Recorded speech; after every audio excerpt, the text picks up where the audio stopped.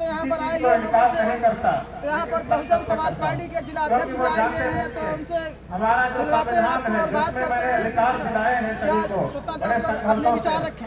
जो उसमें शिक्षा का अधिकार है, वो शिक्षा का अधिकार। धन्यवाद। सबसे पहले आपके चैनल को या आपने कम से कम इस स्वतंत्रता दिवस के शुभ अवसर पर परम पूज्य बाबा साहब डॉक्टर भीमराव अम्बेडकर द्वारा निर्मित संविधान में दी गई सभी मौलिक अधिकारों के बारे में आज बहुजन धम्म कथा वाचक हमारे बीपी बौद्ध जी, हमारे साथ भीम आर्मी के जिला अध्यक्ष भाई छोटे भाई अनूप भारती जी, उनकी पूरी टीम, गोला विधानसभा के पूर्व प्रभारी भाई गुड्डू वारसी जी, सीएल गौतम जी, सचिन देव गौतम जी, राजेश गौतम जी, तमाम साथियों ने जो बहुत बढ़िया भव्य प्रोग्राम किया, इनके पूरी टीम और जो बीपी बौद्ध जी हैं उनकी भी पूरी टीम को, एवं साथ साथ में पूरे क्षेत्र से जो बहुजन समाज पार्टी और बहुजन समाज एवं परम पूज्य बाबा साहब डॉक्टर भीमराव अम्बेडकर के अनुयायी इस कार्यक्रम में आए, उनका बहुत बहुत धन्यवाद, बहुत बहुत बधाई, क्योंकि ये कार्यक्रम समाज में एक नई जागरूकता, नया उत्साह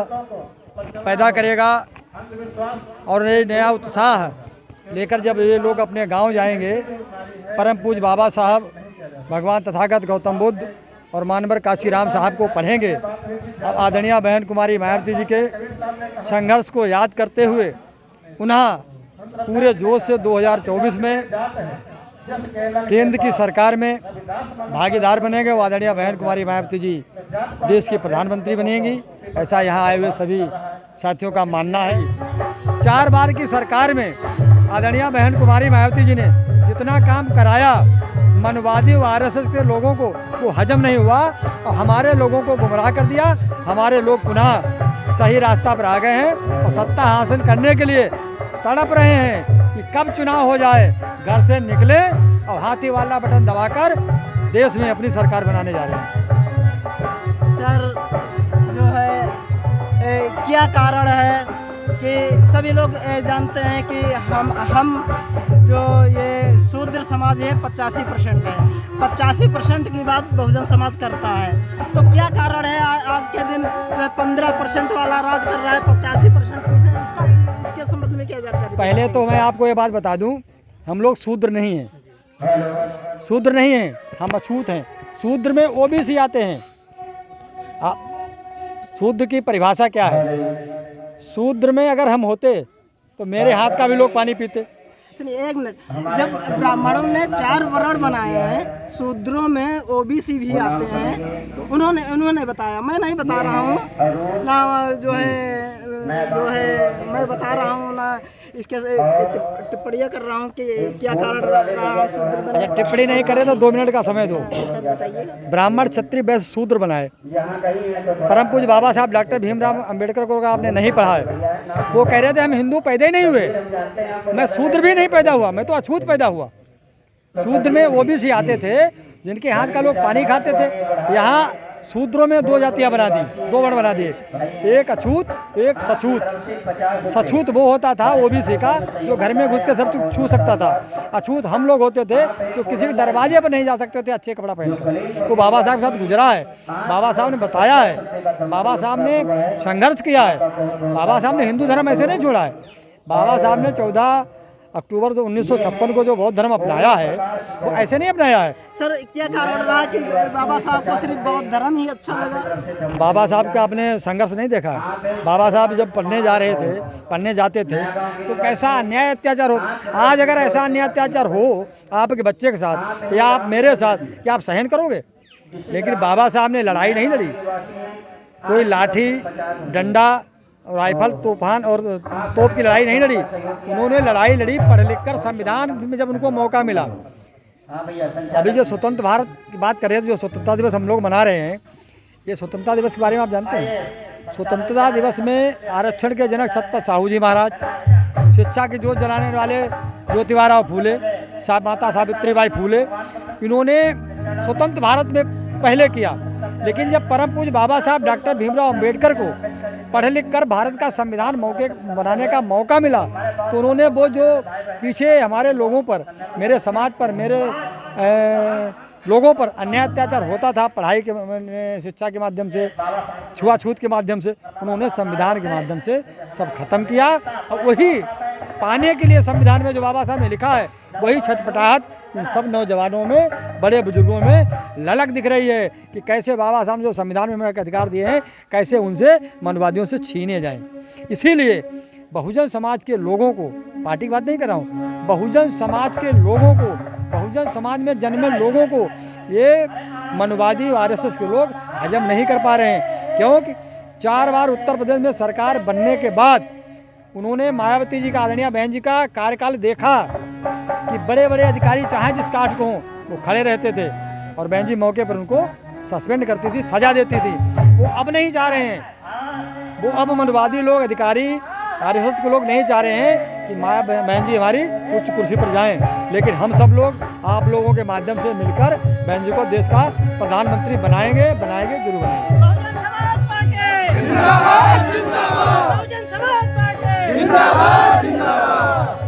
बहुजन समाज को क्या संदेश देना चाहते हैं मौजूदा जो वर्तमान सरकार को चल रही है, उसके बाद आने वाले कार्यकाल को लेकर के बसपा जो पार्टी है ये किस प्रकार से कार्य करेगी बहुजन समाज के लिए? बहुजन समाज पार्टी, हमारी नेता कई बार कह चुकी हैं कि हमने अपने महापुरुषों का जब भूला हुआ इतिहास था, जिसको आप हम सब लोग नहीं जानते थे, ना कोई छत्रपति साहू जी को जानता था, ना महाराजा बिजली पासी को जानता था, ना कोई ज्योतिबा फूले को जानता था। तमाम महापुरुषों के नाम यूनिवर्सिटियाँ बनाई, ज़िले बनाए। अब उनको ये नहीं करना। अब वो आदरणीय बहन जी कहती हैं कि अपने लोगों में जाओ, समाज के लोगों में जाओ, बहुजन समाज में जाओ, उनसे कहो कि अपनी सत्ता प्राप्त करने के लिए आपको संघर्ष करना पड़ेगा। अब सिर्फ काम, अगर आदरणीय बहन जी देश की प्रधानमंत्री बनती हैं और लोग, अच्छा आप भी लोग कभी कभी सवाल पूछ देते हो कि कम सांसद वाले ज़्यादा तो आपकी पूर्ण बहुमत सरकार बनेगी नहीं, तो कैसे देश की प्रधानमंत्री बनेंगी? इस देश में, जिस देश में हम निवास करते हैं, भारत में, इस देश में कई ऐसे प्रधानमंत्री हुए हैं जिनके 10 से कम सांसद हैं। चंद्रशेखर जी बलिया से और चौधरी चरण सिंह जी, ये 2 ऐसे प्राइम मिनिस्टर बने हैं जिनके 10 से 12 सांसद हुआ करते हैं। दोस्तों कभी कभी ऐसे समीकरण बन जाते हैं। आपको हम 10 साल पहले का इतिहास बता दें। मधु कोड़ा का आपने नाम सुना होगा, झारखंड में वो सिंगल निर्दलीय जीता था और उसने कहा था मैं किसी को समर्थन नहीं दूंगा, हमको लोग मुख्यमंत्री बनाए। उसको लोगों ने मुख्यमंत्री बनाया था। आदरणीय बहन जी के नेचर को, आदरणीय बहन जी के कार्यशैली को सब लोग जानते हैं कि इन्हें सत्ता से दूर रखा जाए।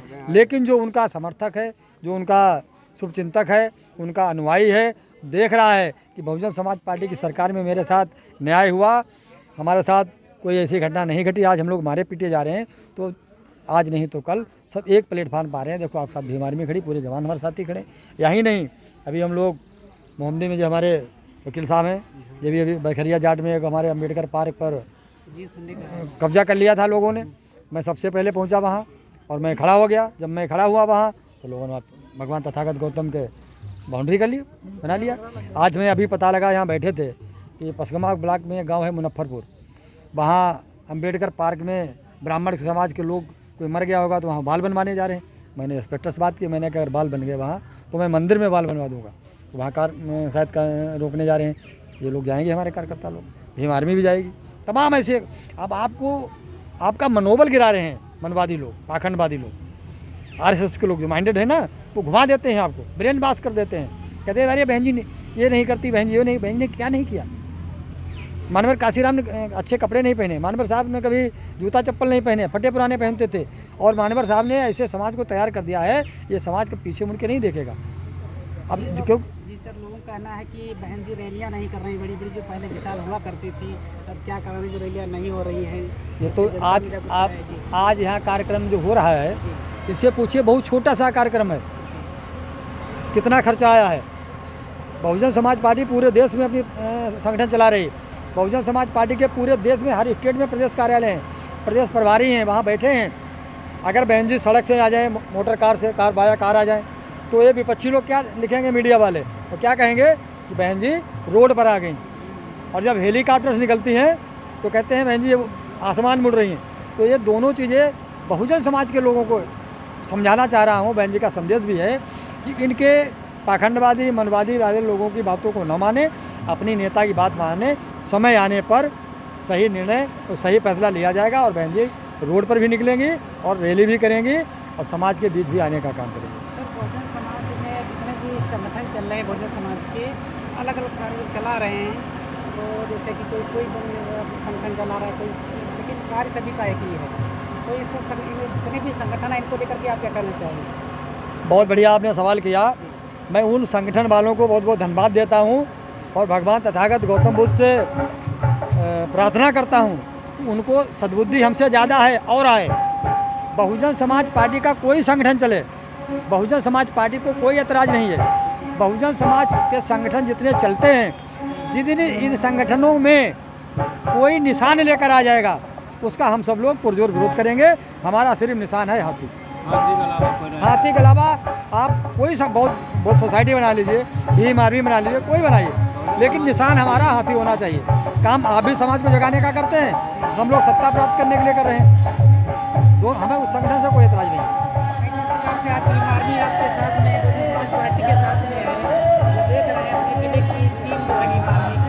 भीम आर्मी के गले में नीला गमछा है, इसमें हाथी निशान नहीं है, अलग बात है, लेकिन इनके गले में दूसरा निशान भी तो नहीं है। जिस दिन इस गले में दूसरा निशान की पट्टी पड़ जाएगी उस दिन हमारी दूरियां अलग अलग हो जाएंगी। भीम आर्मी के चंद्रशेखर जी जो आज़ाद समाज पार्टी बनाई है और आज भीम आर्मी बहुजन समाज के पास है कि चंद्रशेखर आज़ाद और जो है बसपा एक हो चुकी है या नहीं? चंद्रशेखर आज़ाद समाज पार्टी है, भीम आर्मी उनकी नहीं है।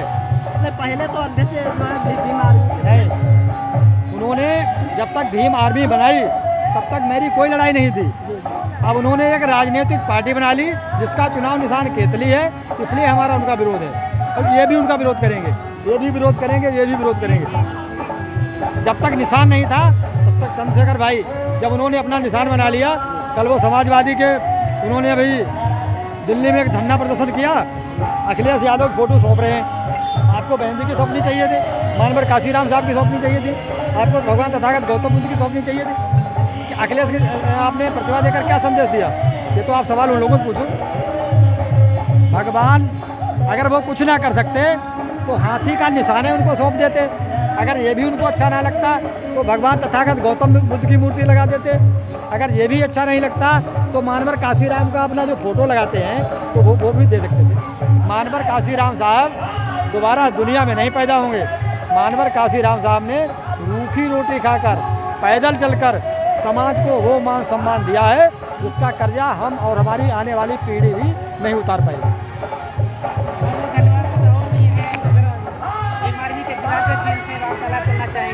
सर आपका हमारे मानव रत्न न्यूज़ में स्वागत है। धन्यवाद भाई साहब। जो आज नए गांव में 15 अगस्त स्वतंत्रता दिवस बड़ी ही धूमधाम से मनाया गया, इसके बारे में क्या जानकारी देना चाहेंगे सर?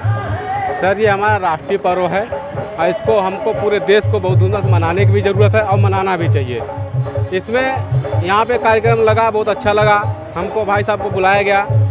हम लोग संविधान की बात करते हैं और इस कार्यक्रम में छोटे जो कार्यक्रम है बहुजन समाज के और जो ये कार्यक्रम होने भी बहुत ज़रूरी है। अपने समाज को जगाने का सबसे आसान तरीका ये है कि आप कार्यक्रम छोटे छोटे कराइए और अपने लोगों की बात अपने लोगों तक पहुँचाइए।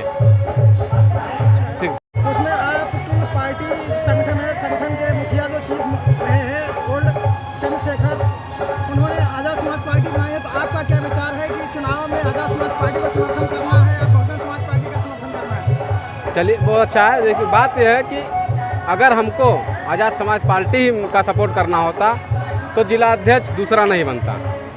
अगर भीम आर्मी और आज़ाद समाज पार्टी दोनों एक होती तो दोनों का जिला अध्यक्ष एक होता। पार्टी का जिला अध्यक्ष अलग है, संगठन का जिला अध्यक्ष अलग है। अगर दोनों का मानना, अगर आप लोगों के जैसे विचार है कि भीम आर्मी आज़ाद समाज पार्टी भीम आर्मी है, तो ये गलत है। ये दोनों अलग चीज़ें हैं। भीम आर्मी के राष्ट्रीय अध्यक्ष मंजीत सिंह नोटियाल जी हैं, आज़ाद समाज पार्टी के जिला राष्ट्रीय अध्यक्ष चंद्रशेखर ब्राह्मण जी हैं। तो इन दोनों के विचार अलग, वो अपनी पार्टी चला रहे हैं या अपना संगठन चला रहे हैं। हम संगठन के तौर पे भीम आर्मी के साथ हैं। जिस दिन पार्टी की जब बात आती है तो हमारी एक ही पार्टी है बहुजन समाज पार्टी, जिसकी मुखिया बहन कुमारी मायावती जी हैं।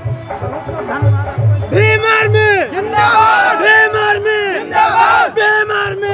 यही कहना चाह रहा हूँ कि भारत में जितने भी संगठन है बहुजन समाज के, मेरा सबसे ये निवेदन है कि आप लोग जो भी संगठन चला रहे हैं चलाते रहिए, लेकिन अगर जब वोट की बात आती है तो अपना वोट बिखराव न करिए।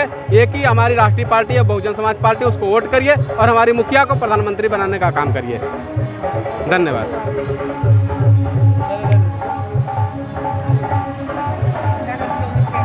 यहाँ पर हमारे भाई गुड्डू वारसी जी आज जो नए गांव में 15 अगस्त स्वतंत्रता दिवस बड़ी ही धूमधाम से मनाया गया, इसके बारे में क्या सर जानकारी देना चाहेंगे? ये कार्यक्रम के आयोजक और जितनी यहाँ जनता है, जो भी लोग आयोजित हुए हैं आसपास में, उन सबका बहुत बहुत धन्यवाद। ये कार्यक्रम बहुत अच्छा हुआ है और 15 अगस्त की बहुत शुभकामनाएं और आप लोगों ने अपना महत्वपूर्ण समय दिया, आपको भी बहुत बहुत धन्यवाद। सबसे पहले बता दें, इस कार्यक्रम के माध्यम से हम लोग जागरूक हो रहे हैं, हमारा समाज जागरूक हो रहा है, हमारा भी और बहुजन समाज का भी। हमारा समाज मतलब मुस्लिम समाज।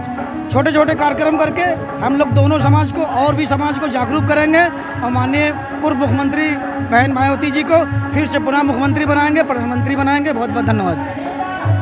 वारसी जी ने बहुत अच्छी बात कही कि संगठनों को, हमारा मुस्लिम समाज, बहुजन समाज संगठनों को एक होना चाहिए।